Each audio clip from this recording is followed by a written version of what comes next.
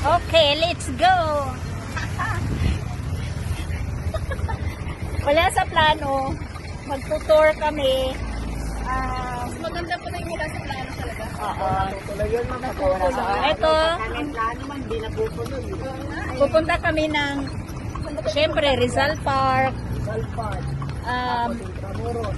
Alin ba dito yung pupuntahan natin? Yung isang side lang. Malacanang, Port Santiago, Manila Cathedral, Chinatown, and Intramuros.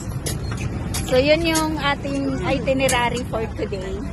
Kasi may isang ano dito na gustong sumakay ng kabayo.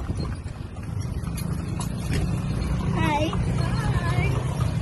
Nakikita ka ba? Tayo makasakay ng kalesa. Ito si JJ. Yan si JJ. Si White Horse. At saka ang ating, anong ang tawag sa inyo kuya? Ang ating kutsero. Pangalan mo siya? Raymart. Ang ating kutsero na si Raymart.